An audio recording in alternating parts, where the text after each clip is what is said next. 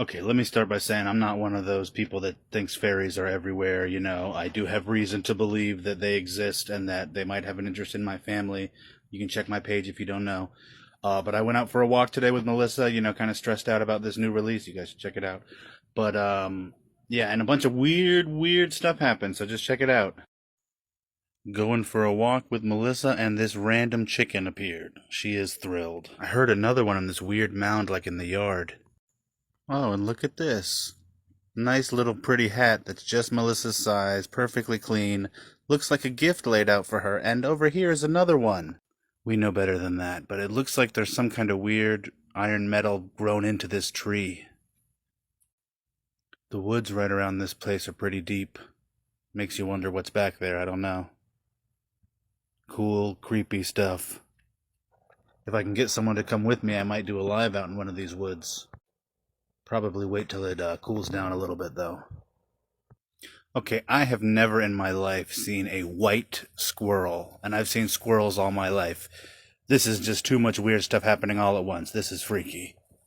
I know a lot of people tell me that, fey creatures take animal forms.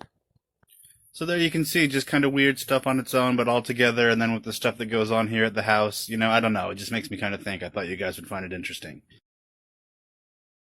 Okay, I'm back where I saw that stuff the other day that I thought was Fae-related, and there is just a random mushroom circle that was not here before. Here's a recap of the other video and why I believe it's Fae-related. This random chicken appeared. Nice little pretty hat. Random livestock, article of clothing, and now a white squirrel. You see, my family has a lot of history with the Fae, both good and the less good, we'll say. My ancestors were hunters of numerous different types of supernatural threats, and sometimes that included malicious Fae. They had this whole container full of items to combat them. But they also worked with them, primarily through a Celtic witch that they became close with named Brigid. What little I know of the Fae folk comes direct from Brigid's lips to my ears. She ended up gifting my family the seed that would become this tree, which a trusted medium had this to say about. Wow. I don't want you to think I'm crazy or anything, but I feel like there might be fae out here. I think it might be like a fairy tree. Fairy trees are a common element in many different Fae mythologies, serving as homes, portals, and even birthing grounds. There's also a strange path that crosses in front of it that's very reminiscent of the Celtic mythology surrounding fairy roads. Follow for more about my family and the things they hunted, and the novel I've written about their exploits. So who was Brigid? The woman mentioned in several of my ancestors' writings. They were hunters of supernatural threats, and mention her across generations. The last one was my great-grandfather, who referred to the Fae tree in our backyard as Brigid's blessing. I read all this to my followers thinking that she was just someone my ancestors knew, and was quickly educated about the Irish goddess, one of the most important of all Celtic mythology, which to my mind lined up perfectly with the strange symbols I found carved in the fence that looked like Celtic runes. I learned too of the Catholic Saint Brigid, which many believe an appropriation of the deity, but may be something else. An ancestor further back named Harold Oldry wrote about the Celtic witch named Brigid that he worked with. She was the source of everything he knew about the Fae, which he sometimes found himself in conflict with, but also worked with. This Brigid was a haunting woman wielding druid magic, held prisoner just for wielding that power, in a dungeon of the Catholic order that Harold belonged to. In an hour of need, he went to see her, and even went against his superiors to break her free. The two of them set out together for the island of Blackula, Sweden, an infested realm once controlled by the Fae, now the site of the Devil's Court on Earth. Harold believed that Brigid was his only hope, that she was actually the avatar of her goddess namesake, and could stand up to the burned woman, the Haxan servant of the devil. The old breed. Haxan. Pre-order now for the full story. Haxan. More commonly described as hags or beldams, but Haxan is how my ancestors and their associates referred to them. For those that don't know, my name is Alex Calvo, and I'm the descendant of a real-world line of monster hunters. I've inherited many of their belongings, including detailed writings on the creatures and entities that they stood up against. Harold called this book a dreadful profanity piled over top a quarter-dozen necessary truths. A specific marked-off section describes the entity. A Haxan is a witch that sold her soul, eventually tried and executed for their crimes, and resurrected back into the world by their master as a horrid undead monster. The burned woman was a particularly nasty Haxan, an undead witch reported reaping terror across Central Europe in the mid-1850s. According to the investigation of my third great-grandfather, Harold Oldry, she'd been a nun in life, but was targeted early on by her own parish priest, who secretly worked in service to the devil. Continued physical and spiritual abuse pushed her into Satan's service as well, under the point of selling her own soul. After many years of such service, her horrible deeds were discovered. She was summarily burned at the stake. Not one of her executors lived to see another week. He wrote that stopping her would have been impossible, if not for Brigid, the Celtic witch he believed to be the avatar of her namesake goddess. There's obviously more to the story, and you can find all of that here, along with a lot more. Okay, I want to address this because I get a ton of comments like this, people asking me where they sign up, they want to hunt monsters, all that kind of stuff. I just need to remind everybody again, I am not any kind of monster hunter, vampire slayer, exorcist, anything like any of that. I talk a lot about my ancestors. I found these things in our ancestral home. I researched and found out things. But, the last one of us that did anything like this died almost 40 years ago. And, since then, it doesn't really seem like people do this in the same way. Even in his time, most, a guy who goes around doing... That's where I get the title, the old breed, other than the name, it was kind of an old-fashioned type of hunter. From what I can gather now, the kind of people doing that stuff today is government organizations. So if you want to get into this life, I recommend something like the FBI or the CIA, I don't know. Basically it's the X-Files, but I don't know much more. When it comes to this Order of the Sons of Man, I know that these government groups have pushed them mostly out of this side of the world, and that they were already in great decline in the late 1800s. So, the groups that I've interacted with, I'm not sure it's them, I don't know who it is exactly, but whoever it is, I do not think they are at the same league or even close to it. Now, lastly, I want to say to this guy, man, there's a lot you can do to help that does not involve killing monsters. You can look in your community and see what people need that you can offer, and you can find something to do, man. We've all felt kind of like this before, and I wish I could help you more directly, but just find someone you can help. It's time to see what's inside the cursed box. I've finally found someone with the necessary know-how, who I feel comfortable bringing into the house. A local hoodoo practitioner, a tradition composed of many cultures. They were set to arrive in the coming days, but the sudden arrival of visiting Gestian has made that impossible. I will do my best to keep you updated through the coming storm, and continue working to make the boat ready. I must, however, admit some trepidation. They've said this will be the strongest storm to make landfall here in over 100 years. Wish us luck. As Hurricane Ian makes its way north over Florida, and we wait for it to arrive at our door, I want to give a refresher about the box of dark items will soon open. An unassuming old case found within an ancestral heirloom trunk, held among the many tools and artifacts of their work as slayers of monsters and demons. According to their writings, they maintained a small case who contained dark magical items, one that was last recorded to have been replaced in the early 80s. Once this storm passes, thanks to a hoodoo practitioner, we can finally get our answers. And I may even open it online. See you then. We are going to be opening the box. I know that my ancestors kept a container of things that they considered dark, cursed, magical items. People saying, how's the writing coming along? The first book is out. You can order it now on Amazon. The link is on my page. You can get the first book now. And that is the story of Harold Oldry. In a way, kind of started all this. This particular container is what Leopold put the things into, but Harold had a container before that. It seems that after a certain amount of time, it needs to be kind of replaced, or some of the protections in it need to be redone. That's what we are doing right now tonight. This is Selvin.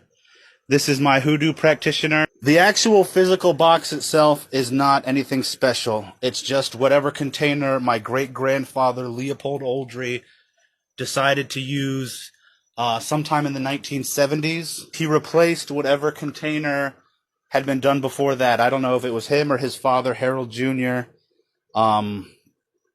Yeah, one of them, that they started this, and then they just continued, and we're going to be continuing that tonight. I do believe there are cursed or dark items in here, some kind of protection sigils in there. We're going to see what kind of shape they're in. There are instructions in both Harold and Leopold's journals on how to update these protections and how to keep this safe. I decided to go with a hoodoo practitioner for a few reasons.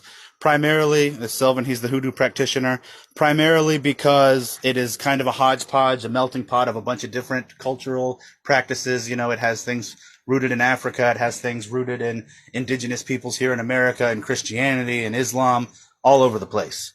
And that's really the things that I'm dealing with here are very varied in that way. Selvin, why don't you tell the viewers a little bit about hoodoo?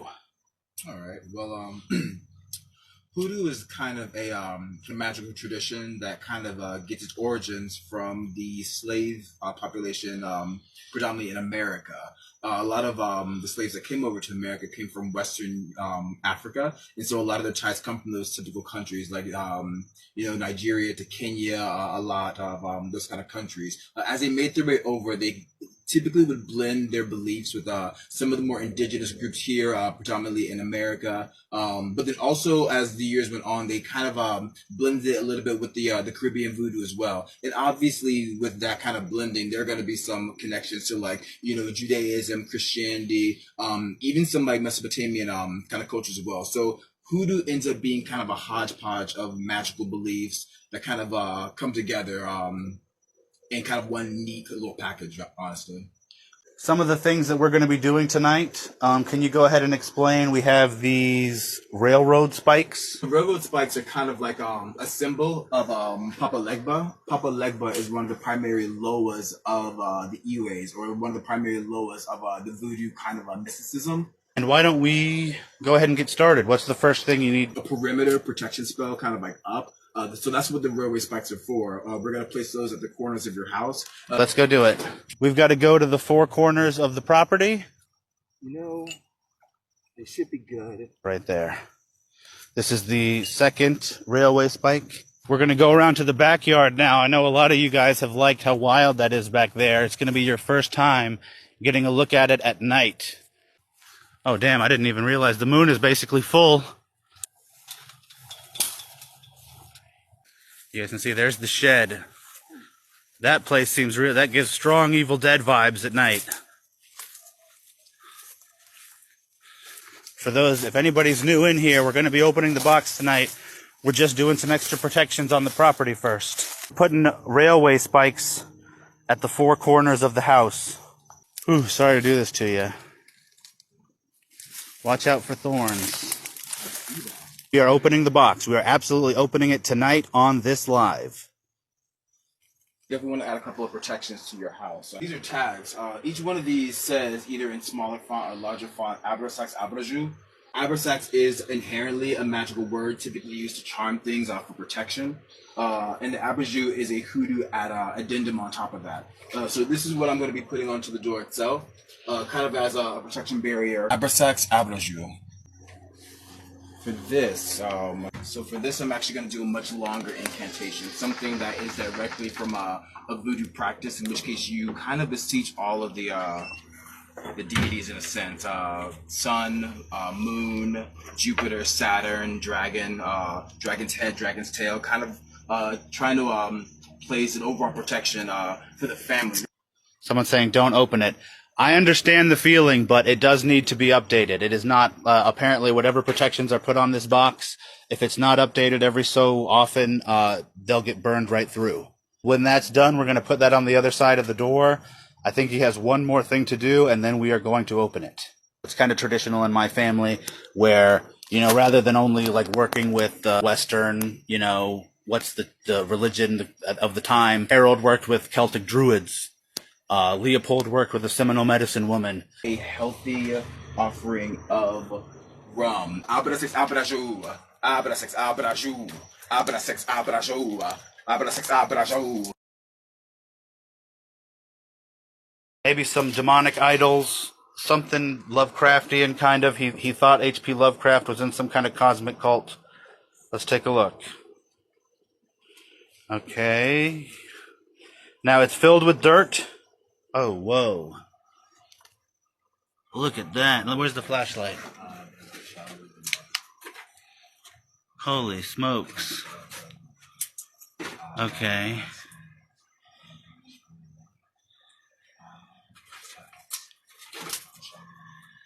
Okay. He's burning some stuff.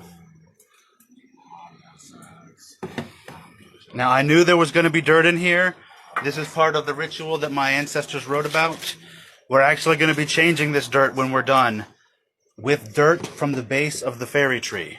So I'm just going to start taking handfuls. We're going to put it in here, somewhere secure to hold it. Meanwhile, until we can properly dispose of this as well. Because this dirt, we'll just say it's been charged with not good energy.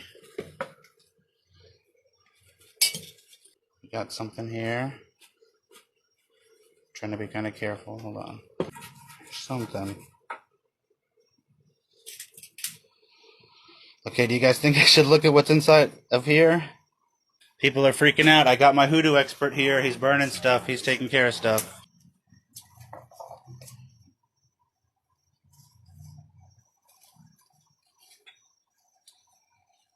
Not exactly.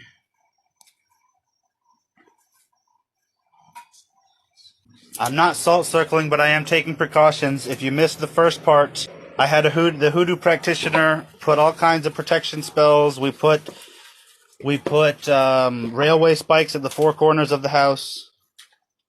Okay, that's some kind of animal skull. Whatever this is buried kind of deep in there, so I'll get to that when I get out through the dirt. I got to get rid of all this dirt, you guys. Like I told you, look what's happened to this cross that was there. That was just a regular cross sigil that Leopold put on there, and it's like burned away. Oh, shit. Some kind of amulet. What's happening? I'm opening this box of cursed items that my family had. It's been kept for a long time. It hasn't been updated. The protection's in 50 years. And now it's time. I can already see some kind of idol thing in here. It's in there deep. It's not really... I want to dig it out before I just try to yank it out. I don't know what that is. How's it going over here? Remind us what you're burning again? I'm burning a lot of pine bark right now. A lot of some basil, some bay, some rosemary, and a little bit of sage as well. Just trying to get it kind of going out while I'm reciting that same incantation I was kind of doing before. Okay. Okay, some people were asking about this cross.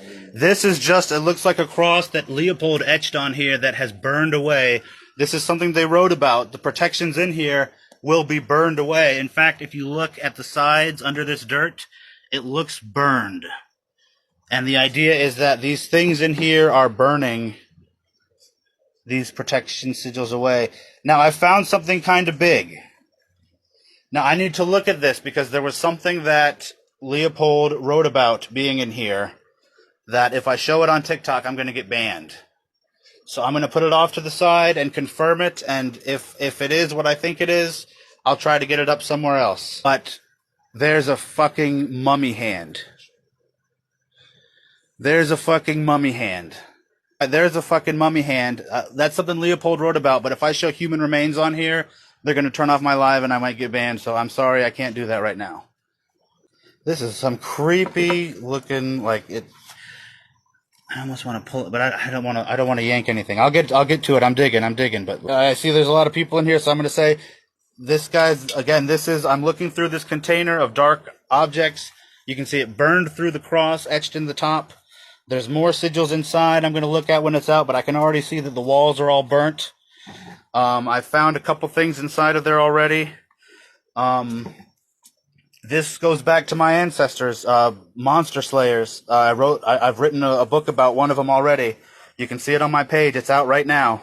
I have a hoodoo practitioner here helping to keep me safe while I do it. I'm not just doing this willy-nilly. I'm being careful.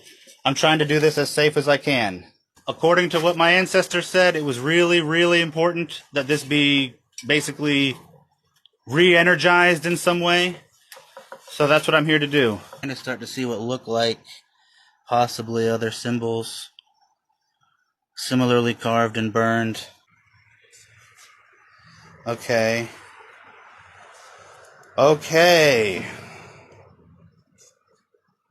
Okay, I'm getting this thing out. This does look like Cthulhu. I'm not going to lie. If you remember, Leopold did say that H.P. Lovecraft, he believed, was a occultist, and he talked about a cosmic cult. Where someone said, "Where you find that?" I found that under my house that I inherited from my grandmother, that I was kind of estranged from. I hadn't talked to in a long time, and basically it seems like my ancestors, well, I know at this point, we're monster slayers. Exorcists, demonologists, whatever you want to call them. And last, I don't know, I found it's like a creepy piece of jewelry. Some people are saying this thing kind of looks like a Masonic star. I don't know. Take a look at it. They're talking about this one. It looks broken or something. I don't know. Now, obviously, I can't just throw this dirt in the yard. I'm collecting it here in this vase, and I've got to find out how to dispose of this because this stuff is apparently very harshly infected. Okay, it looks like there are more carvings.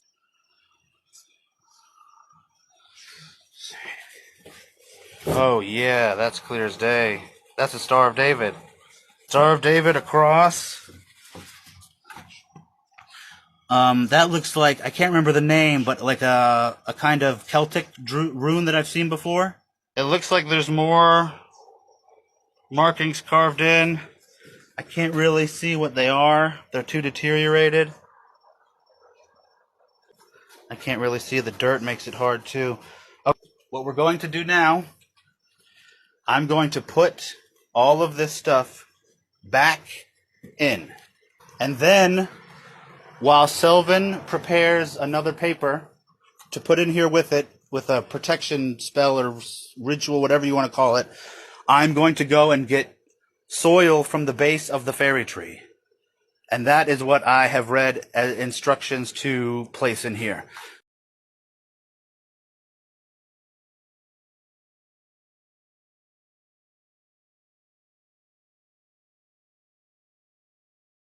I am going to go get some soil. Selvin is going to get another layer of protection to put inside here on top of those sigils, and hopefully things will work out. It was like a Dybbuk box, yes. It is very much like a Dybbuk box, but that is actually the name of a specific item. The concept, though, of a box containing dark items for protective purposes, yes, it is that. I'm going back out into the backyard, everybody, back to where the fairy tree is located.